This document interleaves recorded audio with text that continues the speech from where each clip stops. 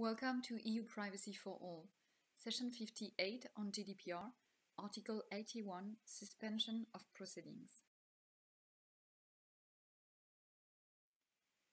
Article 81 on suspension of proceedings finally lays down that where a competent court of a member state has information on proceedings concerning the same subject matter as regards processing by the same controller or processor that are pending in a court in another member state, it shall contact that court in the other member state to confirm the existence of such proceedings.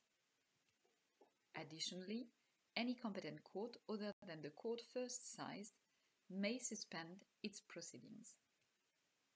Where those proceedings are pending at first instance, any court other than the court first sized may also, on the application of one of the parties, decline jurisdiction if the court first sized has jurisdiction over the actions in question and its law permits the consolidation thereof.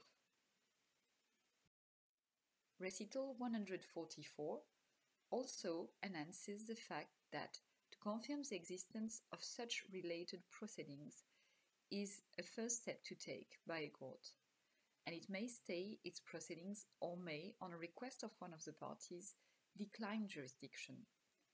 Proceedings are deemed to be related where they are so closely connected that it is expedient to hear and determine them together in order to avoid the risk of irreconcilable judgments resulting from separate proceedings.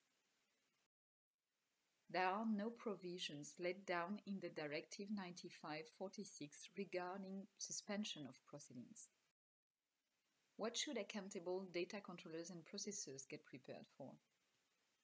A case being proceeded concerning one same subject matter and one processing of the same controller or processor in the court of one member state may be suspended if a proceeding was already triggered in another member state.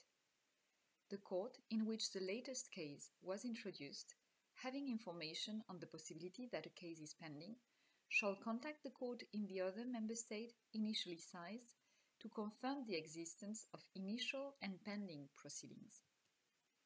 There is no certainty on the suspending of proceedings by a competent court other than the court's first size. It may do so, but also may not do so. Any court other than the court first sized may also decline jurisdiction if the court first sized has jurisdiction over the actions in question.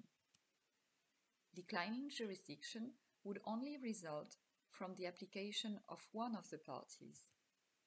A caveat here, proceedings are deemed to be related where they are so closely connected that the risk of irreconcilable judgments resulting from separate proceedings is to be addressed. So the question triggered now is knowing whether there will be information circulating efficiently enough from the courts of a member state to another.